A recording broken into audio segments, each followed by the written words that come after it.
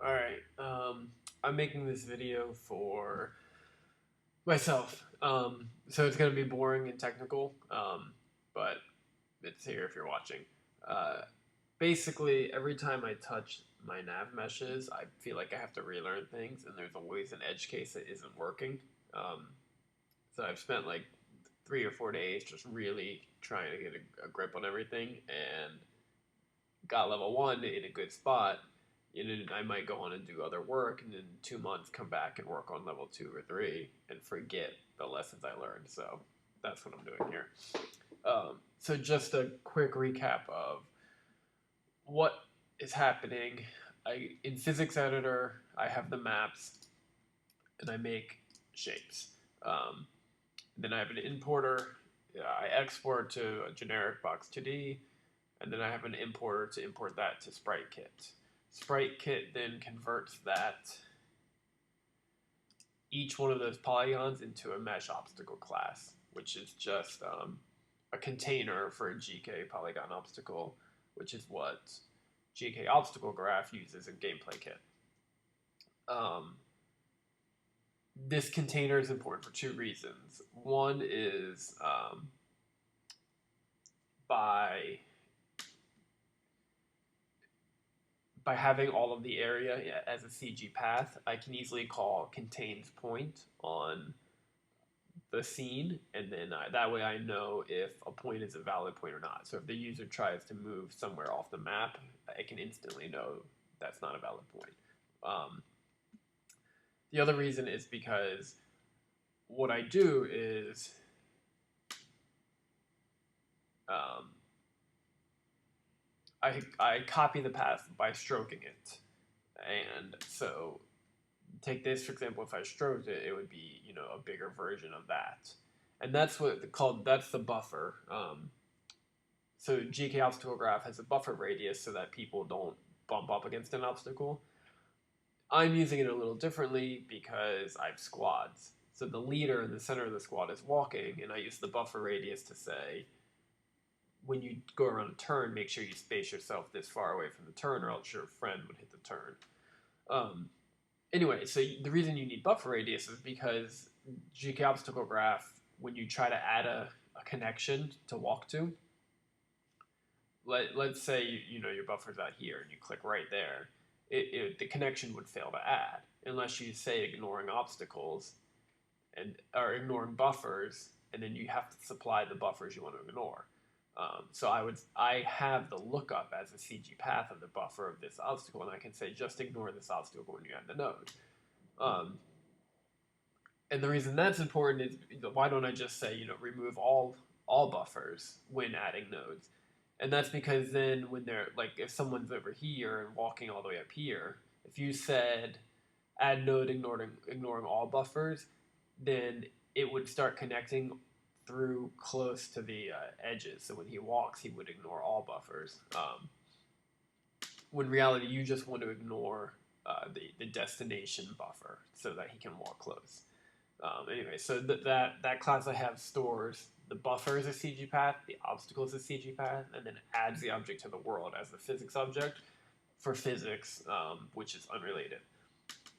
And then, so that's the setup. So all I have to do is publish this project, and it will update the directory immediately. We can see if running will work from within here without crashing it.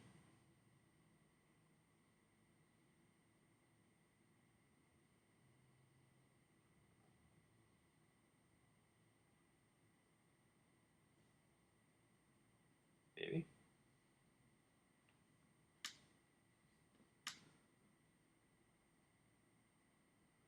There we go.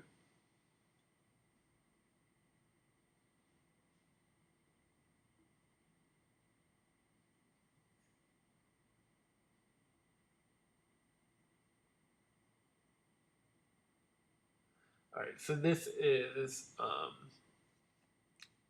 the actual connected nodes that are being added.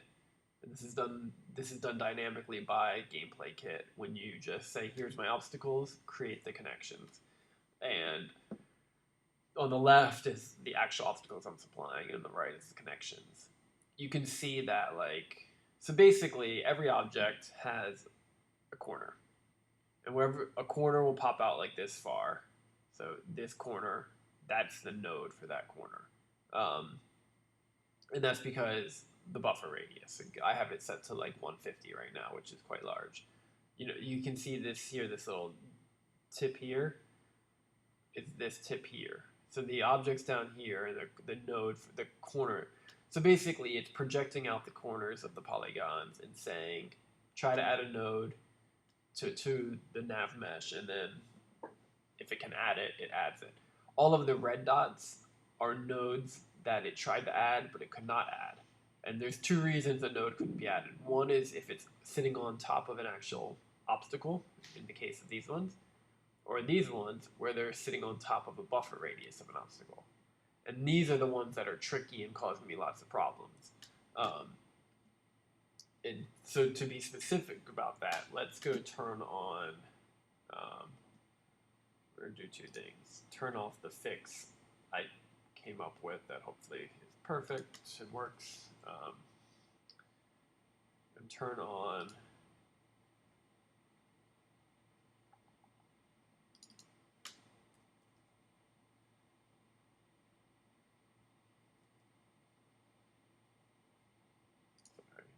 that. We do want to remove the nodes that did not get added. And instead of, so here's what I was doing using their example. Trying to get a node ignoring the buffer for that obstacle.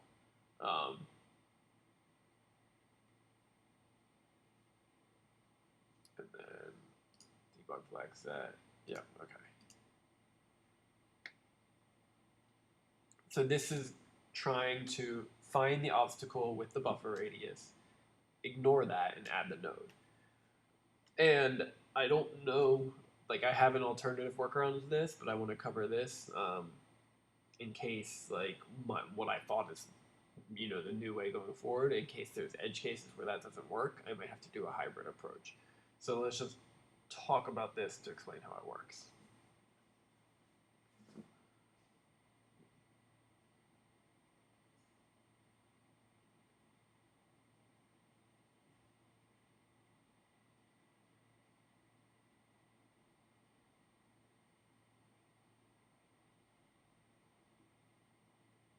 So what's happening here is, and this gives you a better look at the buffer, but I am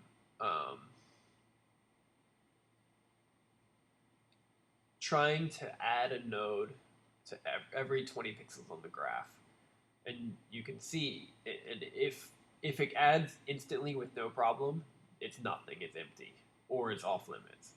If there was a problem, but I was then able to add it ignoring buffer, it'll show green. And then if there's a problem and I was not able to add ignoring buffer, it'll show red.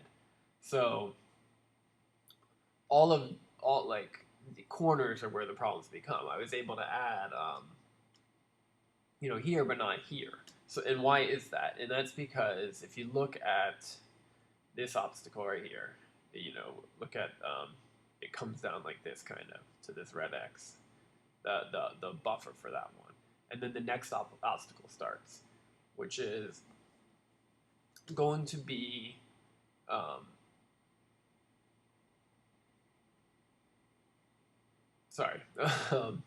which is going to basically between so this is the last connected node, and for here you want to add a node to connect to this node, but there's an obstacle in the way. So this obstacle belongs to this right here region, and then there's this obstacle is in the way. Like you can see, there's like this. There's a dead zone, so it would get that outside. And then it's this point though only belongs to this obstacle. Does not belong to this obstacle. So it's going to say, okay, I'll ignore this obstacle, but I won't ignore that. And then it'll try to draw a line and say, I can't connect. There's an obstacle in the way, basically. So it's a pain to debug because SK shape node just you can't draw anything at the same time like to get like picture perfect. That's why I have to do this split screen thing to try to eyeball it. But anyway, the root of the connection is you can't connect there to there. And I hard coded like every pixel to try. Like, yes, I can connect there to there. No, I can't connect there to there. And that's because it fails, just a straight up fail from Gameplay Kit when you try to add the connection.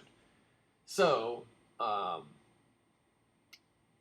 options are there are two solutions that I'm thinking about. One is to find certain old nodes. These were the nodes that I could not connect because they lied in a buffer region. Manually say some of them I want to keep. Like, for example, this one I wouldn't want to keep because I don't want people to cross this bridge then to walk near the wall and to come up here. But this one I might want to keep because it's in a corner, and I do want units to access corners. So I could manually say, keep this node and force connection to the nearest node. And then by doing that, all of these would work because they can see that node. That could work. The downside to that is that it requires a manual step. So in the short term, let's say there's another option, which is because I'm filtering beforehand if the point is on the map or not. Like if it hits a physics object, I just don't even call pathfinding at all.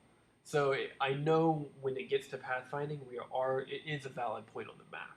So my thought is then forget the idea of buffers completely and just force a connection to the lowest cost node. And I'm doing that by GKGraph, the superclass of GKObstacleGraph has connect to lowest cost node. And I'm just saying force that connection to the lowest cost node.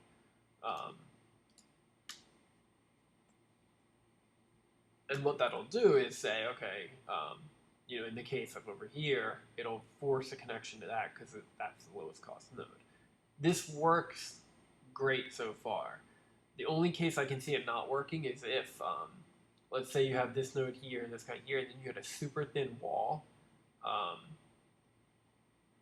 that had basically an equal distance to something on the other side. Like anywhere it would throw off the lowest cost. Or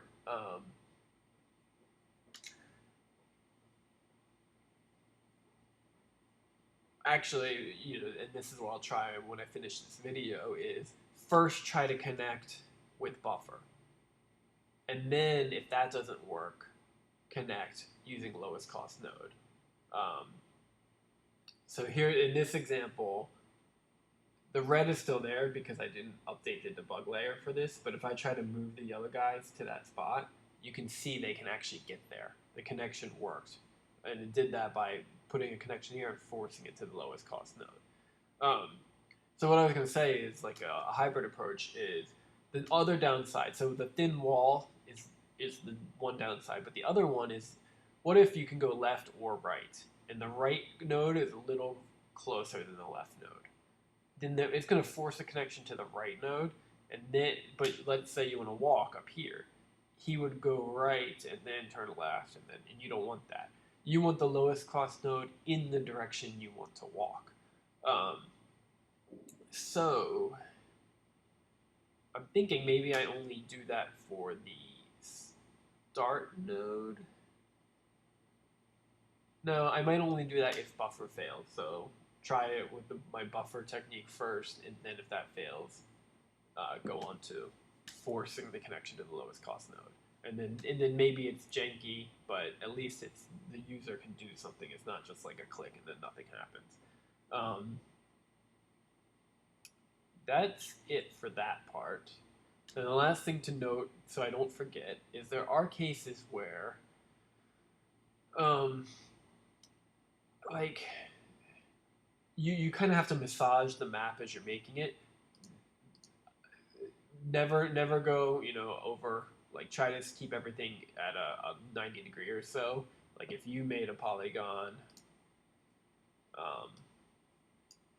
like this, the buffer would go all the way out to like here because it's using 150 pixel buffer from there to there, and then 150 pixels, and then it's where they meet. That's where the endpoint is. So you can't do sharp angles. So you got to keep them squares, or 90-degree or ish or soft angles.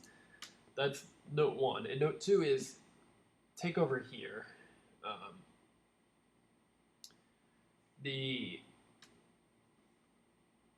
That's cut off because I capped the screen at a certain pixel length.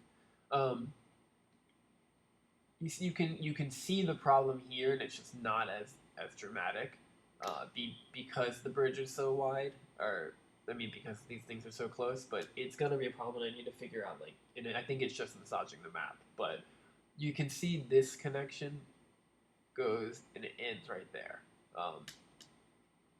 which is the corner of this, and then the object here actually corners there, which is there. So whenever you click anywhere, like in these areas, let's actually, as I'm talking, let's rerun it. Whenever you, basically, I feel like it doesn't make connections sometimes, and for valid reasons. I don't know if it's a bug or a lack of my understanding of what should determine a connection, but okay, so let's walk. Yeah. So it picked that node instead of that node. There is a line there to walk to, so they're going to walk, but he picked that one instead of that one, even though this one is closer. And it's because it dead ends. This line goes to this corner. I don't know if you can see it if I zoom in. Well, it's where that yellow dot is. You can take my word for it. It's there. It's connecting to everything except for this. It connects to this, and it connects to this, and then this connects to this, but this one doesn't connect to this one, and I don't know why. And the downside with that is, someone would never come here to this and then turn in there. They'd always go to that, because this is a dead-end connection. And I don't know why that is. And in this case, they're so close together, it doesn't matter. But if I only did a buffer of 20 pixels on this side and 20 pixels on this side, this one would be here, this one would be here, and it still doesn't have the connection. And I think it's just a matter of playing with the polygons and just getting it to the point where it is. But it's like a process. So anyway, if you combine that, you combine the sharp angles, and then you combine the three approaches to trying to put a point where there is a buffer, especially when you have 3 overlapping polygons in a corner. That's where all the this is where all the problems originate. I think it fixes the vast majority of my walking problems. I don't know, but I'll watch this video when I do the next math, and hopefully it explains everything so I don't have to relearn Megan. Anyway, that's it.